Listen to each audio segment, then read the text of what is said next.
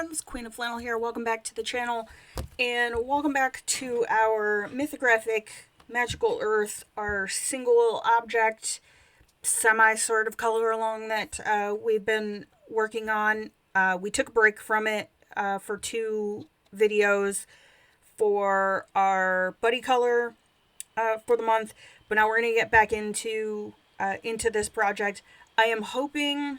Let me go ahead and flip to our image, and I'll talk you guys through how I kind of want to wrap this up.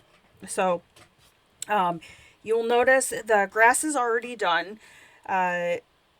This actually took me about 30 minutes to get to this point, so this is going to be the first part of the project that we work on, but it's going to be sped up, and I'm going to do a voiceover for this. I will try and set it. It's not going to be too sped up, so you should still be able to follow along, just so that the video doesn't take like a million years. So that's going to be first, and then we'll come back and I'm going to do these lily pads down here and these leaves and this lotus flower in real time with you. I don't think this will take too super long. And then we're not going to do the girl today. I'm trying to figure out how I want to wrap this up, whether or not I'm going to do a background video for it, and then kind of do the little girl here separate. Still kind of working on that. But what I have done is created a playlist specifically for this little mini series. So you should be able to find all of the videos in that playlist. I will pop the button up there in the corner. And yeah, so we're going to start with this, and then we're going to come back and we're going to work on these elements over here. So I'm going to give you the combo just so you have it, and they will be in the description below. And then as I swap pencils during the footage, I will let you know when I change pencils and kind of what my thought process was on this. So we're going to be using 170 May Green. Then we are going to be using 174 Chromium Green Opaque and 278 Chrome Oxide Green, and these are all Polychromos, Faber-Castell Polychromos pencils. So I'm going to go ahead, flip into this first section, and I will meet you guys back here to do these. Alright, so the first thing I like to do, and I've mentioned this before, is these pencils seem to respond better when you lay down a base of color. So a lot of times what I will do is take my lightest color and lay that down over the entire area.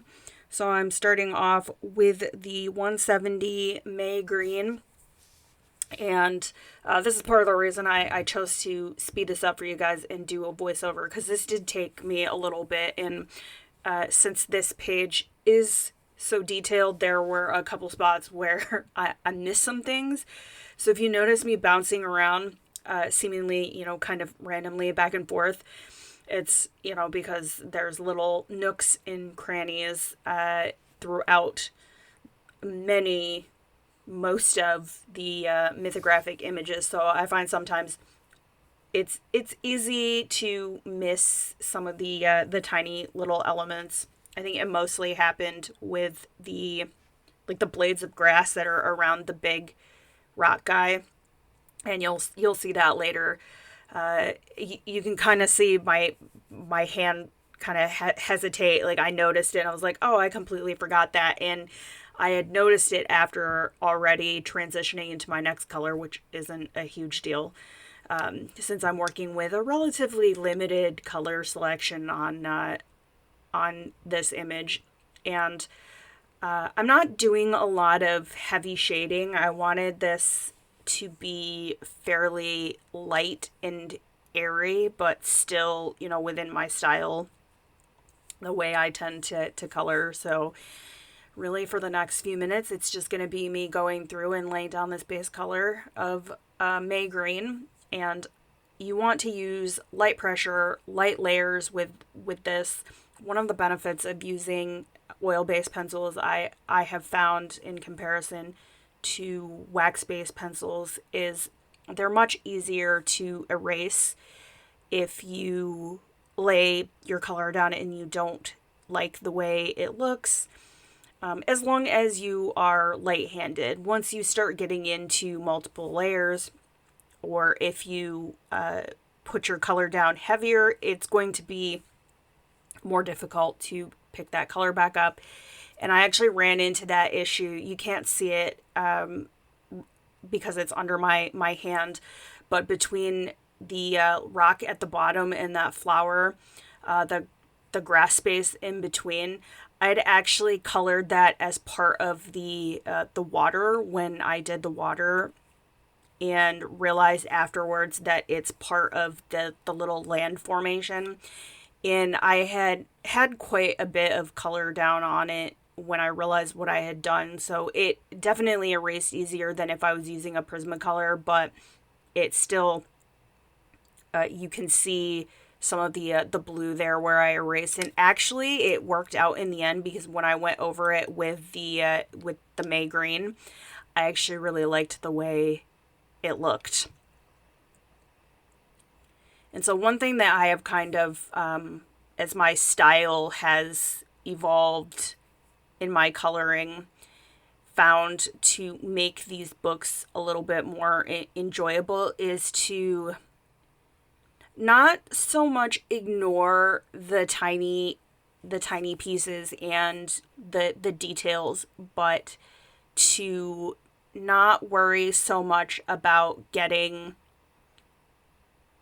coloring every single individual blade of grass. And I think old me back in the day probably would have taken that tact with images like this, and then get frustrated because it's so detailed that it feels like it takes forever. I mean, it does take forever if that's the way you treat it. And now I'm not saying that if that's the way you color, if you are that level of detail oriented, you're not wrong.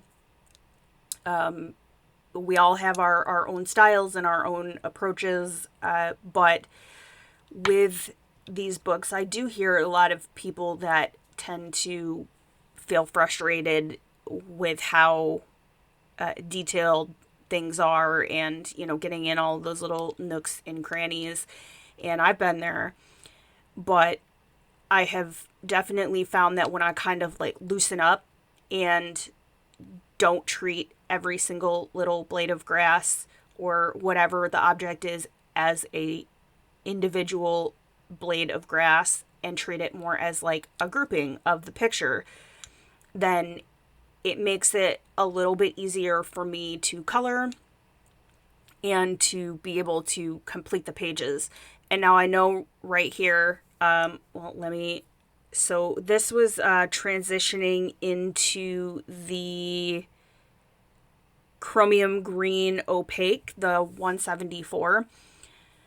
Just so you guys know, we've swapped colors. But I know right here that it looks like I am really like coloring each of these individual blades of grass, but I'm actually being a little haphazard about this. So obviously, like around the flower, I'm going to be a little bit more careful because I don't want the green in my flower, but I'm kind of just going over the areas that I want this color as like a whole object. Hopefully that makes sense.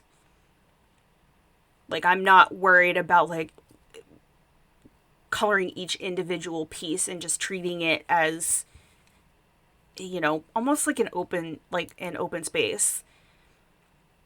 And I'm using this color to accent some of those areas, the lines signifying like little grass clumps. just to kind of offset those from the rest of the image.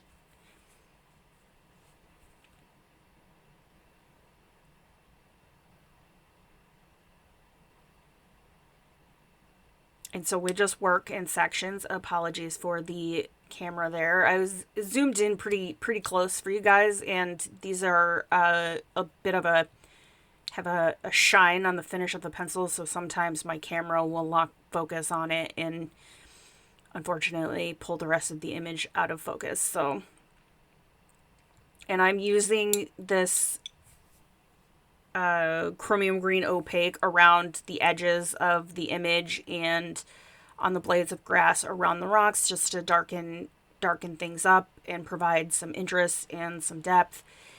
And on some of those little like grass lines,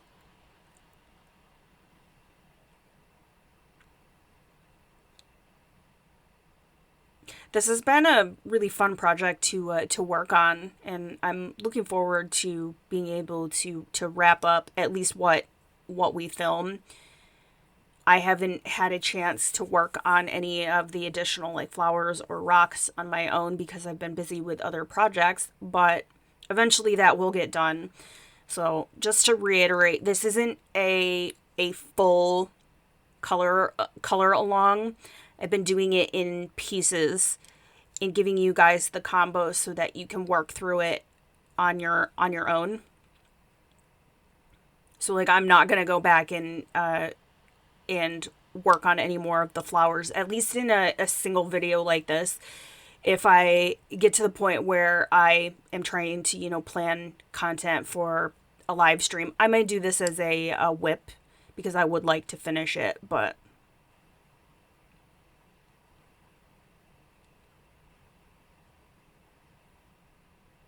so this would be an area where I would want it to be a little bit darker. That rock in the ground there would be casting some shadow on the ground below him.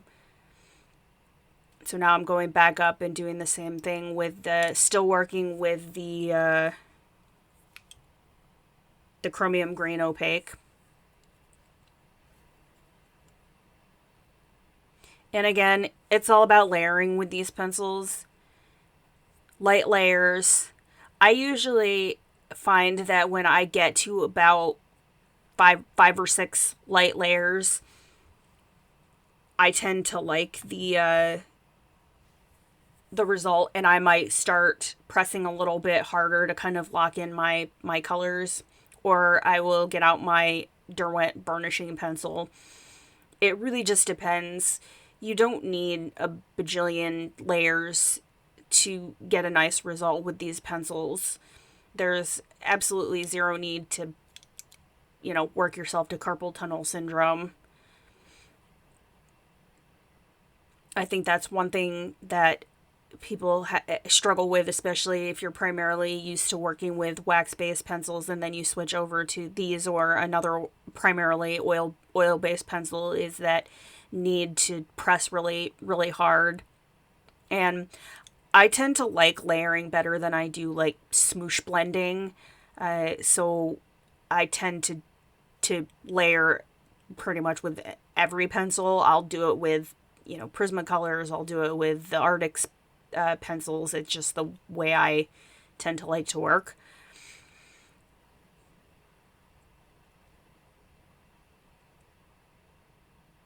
So now we just jumped over to the grass over here, and I did want these little grass blades, especially down at the bottom where it's stuck in between those rocks. I wanted those to be a little bit darker than the rest of the image. And so now we're switching pencils again, and I am working with the Chrome Oxide green. This is the 278, and this is my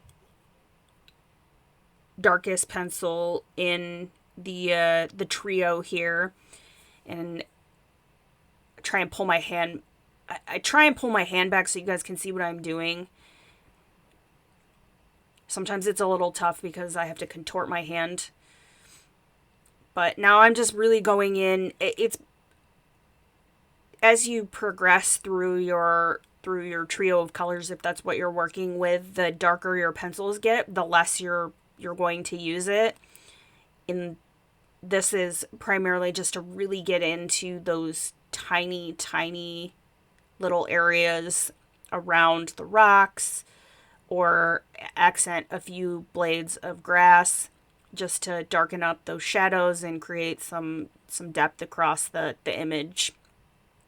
So like right here, I just used it on a few of these pieces of grass and around that top rock, just really that line between the rock and the bottom of the blades of grass, and in a couple areas of like the grass clumps.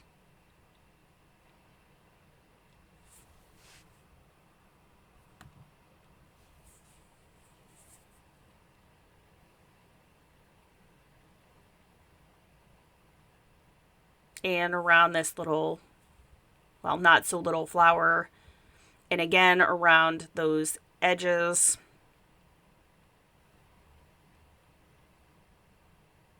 And again, I will leave the color combinations for these elements in the description below, so you guys will have those.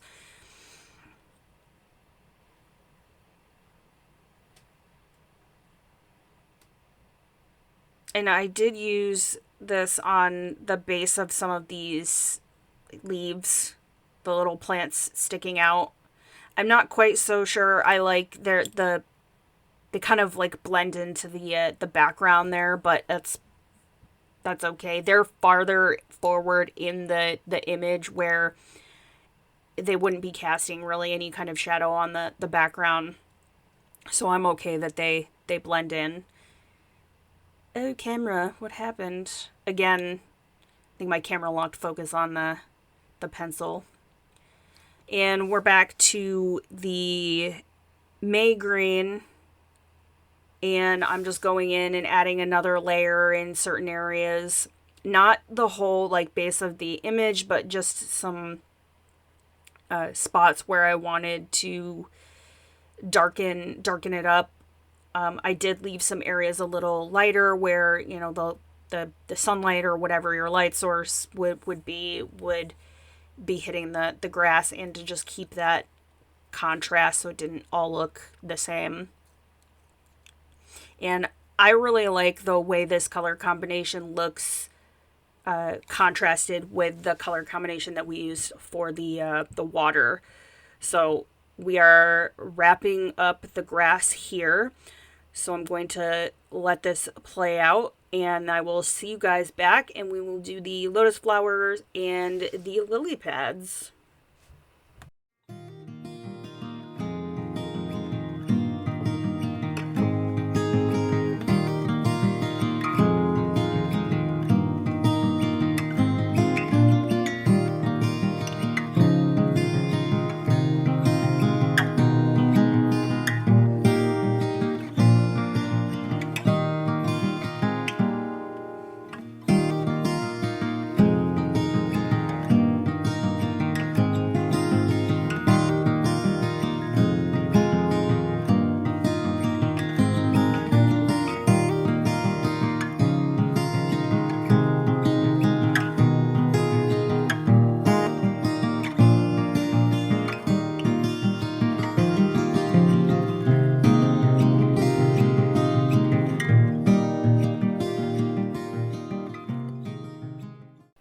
Alright, so we're back in real time, and we are going to be working down here on these lily pads, and I'm going to keep the color combo on these simple. I'm actually going to use the same combo that we used over here for the grass. I think because there's enough separation across the image, it's not too much green on top of, and it will also keep it simple for y'all, so you don't have to pull 8 million different pencils. So I'm going to start out with my tiny little May green, the 170, and I'm going to do the same thing that I did with the grass and put down a base layer of color. But I am going to leave the edges largely white and use the white of the paper as somewhat of a highlight.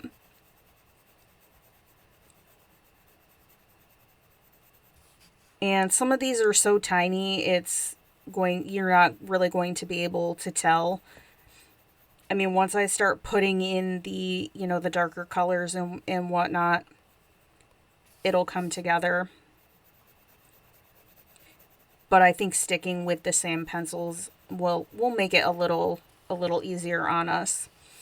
And I've also got these over here.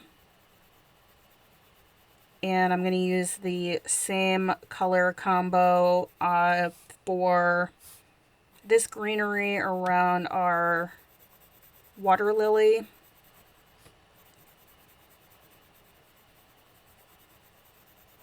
And again, I'm going to leave some highlight on the outer edge there. And we'll see as we get through it if I feel like I need to pull any additional... I don't want to pull any additional pencils, but we'll see how we feel. But for right now, we're just going to work with the greens here.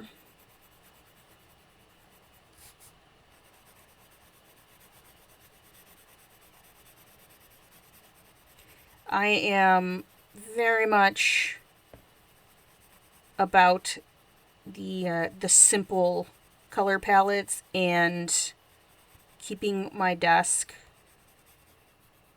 relatively clutter free. So I have a small space, and I am often working on multiple projects.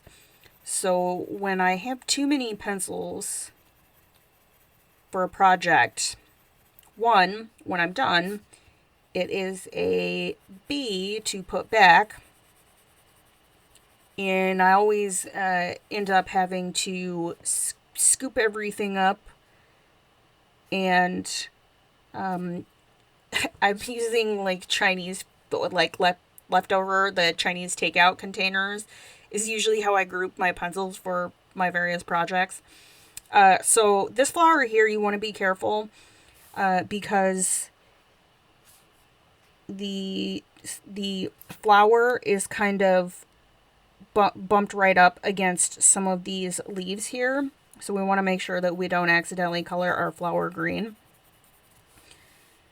So it should be, this is leaf, and then this right here is leaf, and this is leaf. So I can see, I won't be able to get you guys in close enough to see it, but there's a tiny little piece of leaf right here. So just be careful of that when you're working on these.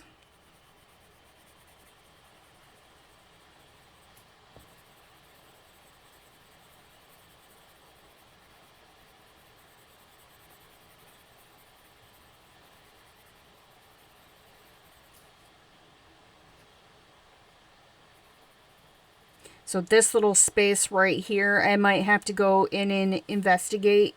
I'm not sure if this is another leaf behind here, or I might just make an artistic choice and we're just gonna go with leaf. So, and then this definitely in here is part of our water lily. Okay, so next I'm going to come in with my Chromium Green Opaque 174, and I need to sharpen this.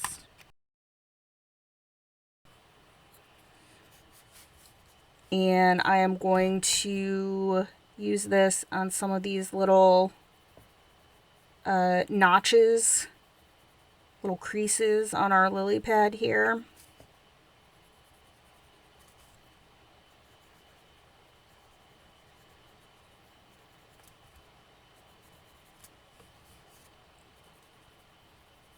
And some of these are so tiny, you can be you know, fairly haphazard with it and nobody is going to notice. And I'm going to start at the center and bring this color out, because we can go back in with our May green and punch that color up a little bit. And if you want, even though we left these outsides kind of open as a highlight, there's these little like edge lines here, and you can just kind of like accent those little lines. It's all about how you feel.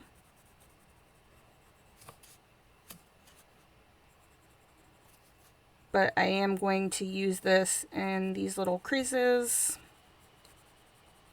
and to add some separation between some of these elements. This is absolutely a stylistic choice.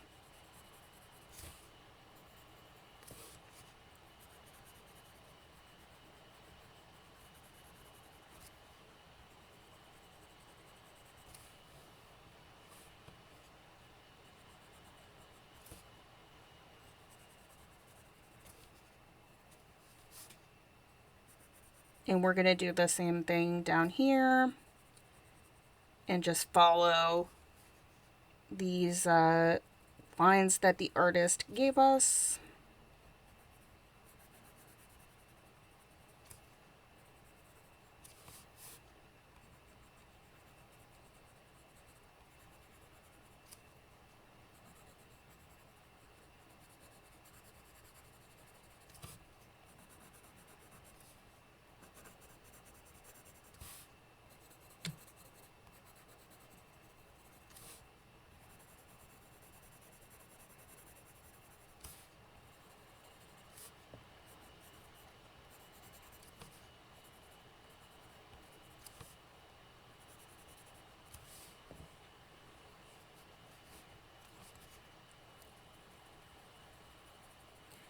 And on this one, I'm going to use it again as kind of a means of separating these two leaves.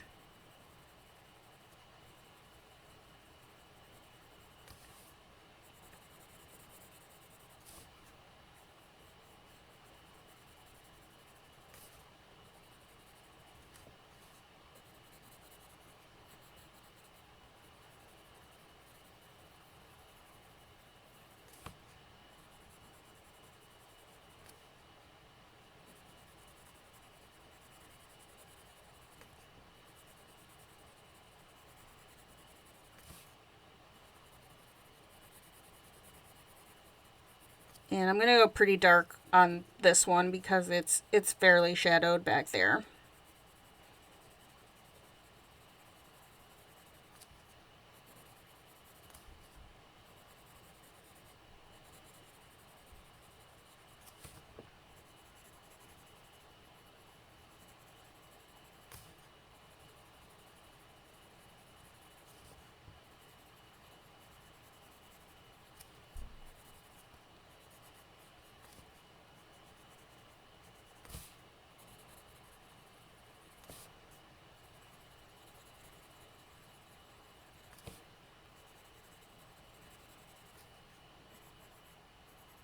And we're just going to accent some of these little, I don't even know the little like lines down the center of the leaf. So this one, I want the top of this to be fairly light because our light would be hitting it. But then down here, it would be a fair bit darker. Okay, so now I'm going to go in with, this is the Chrome Oxide Green 278. And again, just like I mentioned with the grass, the darker pencils get, the less area we're going to use it in. And This is more of a blue-green, so it just kind of adds a little bit of a pop to it.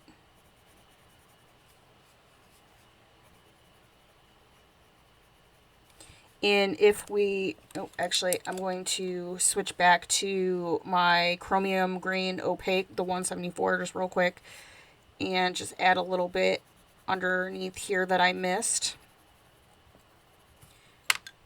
And if you wanted to, if you felt like there wasn't enough shadow color underneath here, you could always go in with another. I would probably use my indigo blue, but that's just me.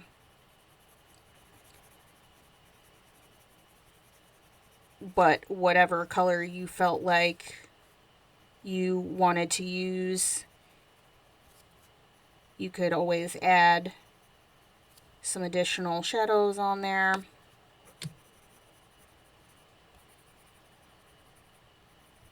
It's totally up to you.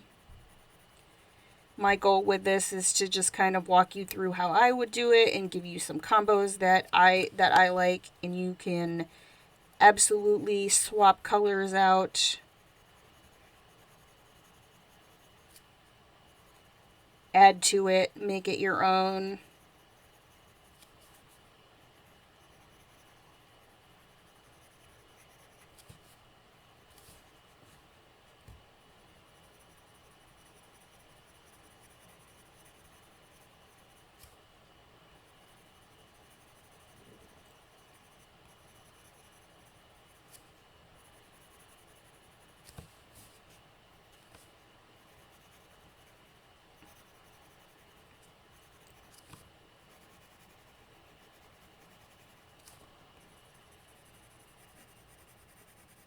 And I'm going to press a little harder here, just to get a little bit more of that color.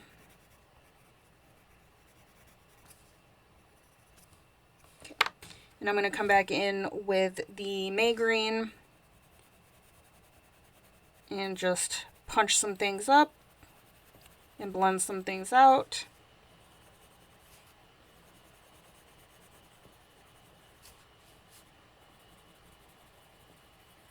So on these, again, because I want some lightness on the edge, I'm going to start in the darker color and pull the May Green out so it'll, blend this edge a little bit more seamlessly.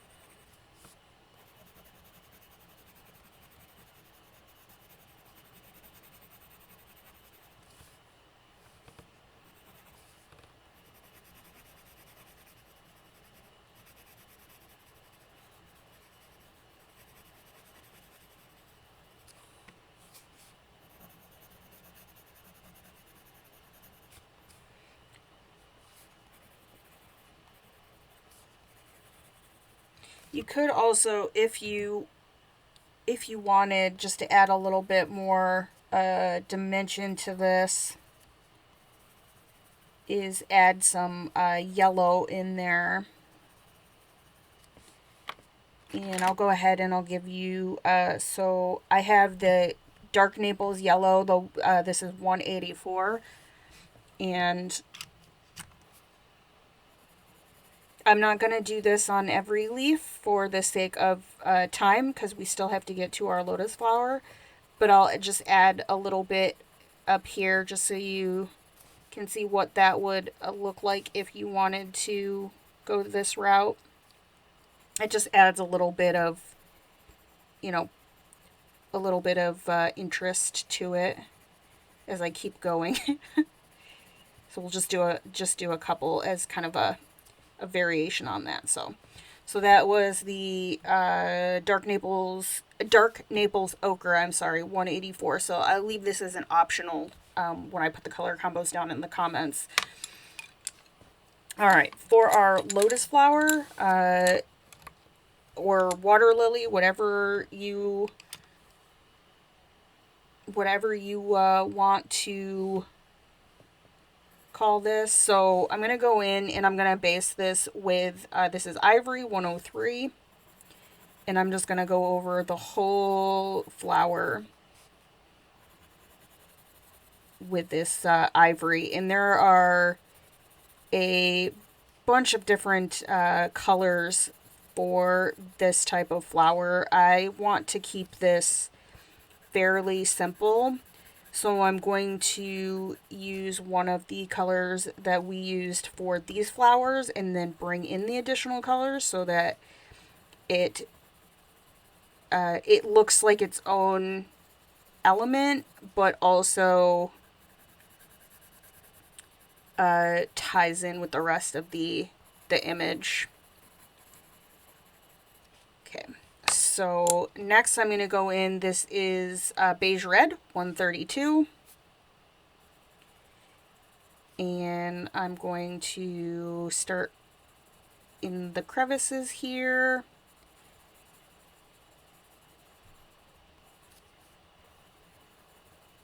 And build this up.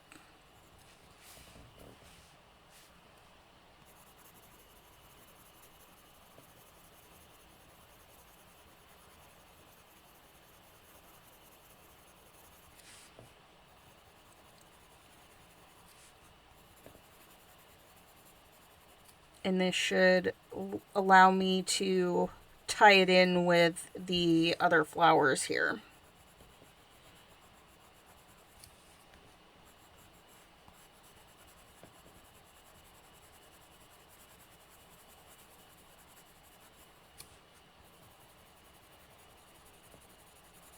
And on this little piece under here,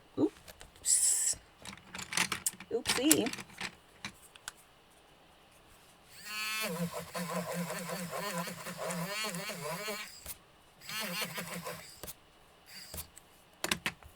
Easy peasy.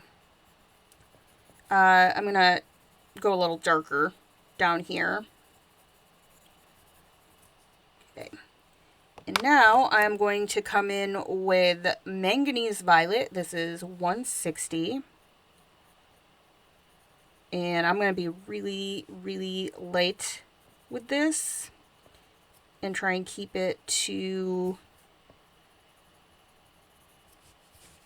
some of the edges.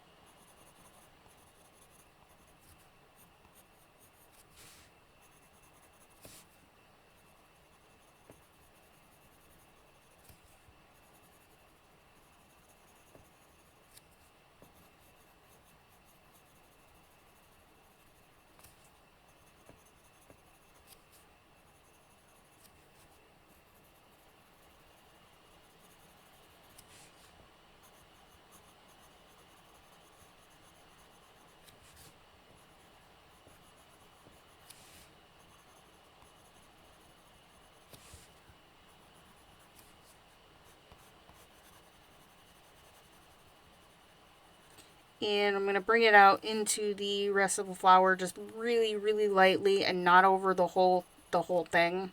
Just in a few areas to make it look more random and natural.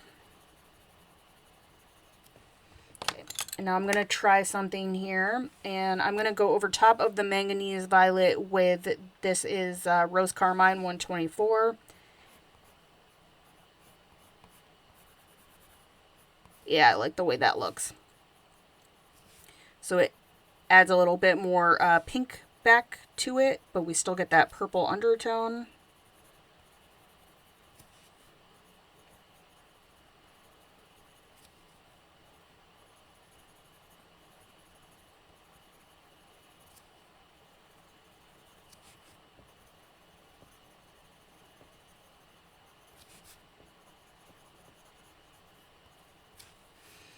It gives us the purple undertone, but it's not so so purple. Yeah, I like the way that looks. Just darken around the edges.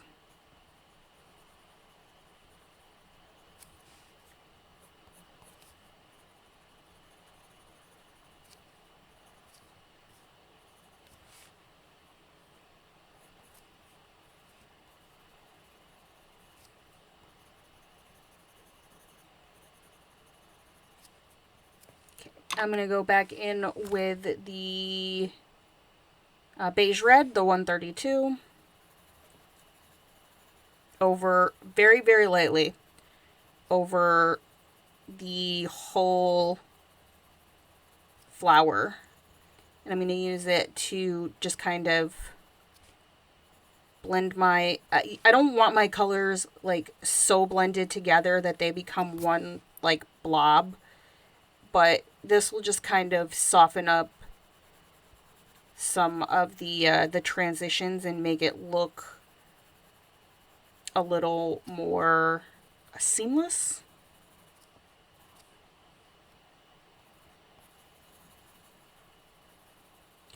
And again, if you wanted to, you could go into these.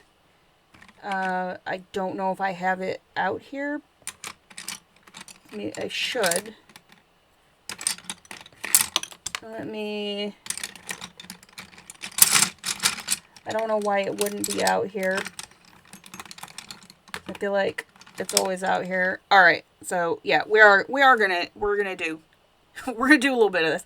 Okay, so dark indigo 157, and I'm gonna be really, really careful with this, just in a couple areas, and then go back in with the beige red.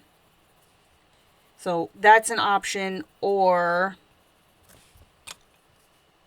if you wanted to pull a darker purple to use for your shadow. Although layering the indigo and the manganese violet doesn't look too bad, but that is also an option. I actually kind of like the way that looks, but you'd have to play with it and work at it a little bit to get it to, you know, your visual style. So let me go ahead and zoom us out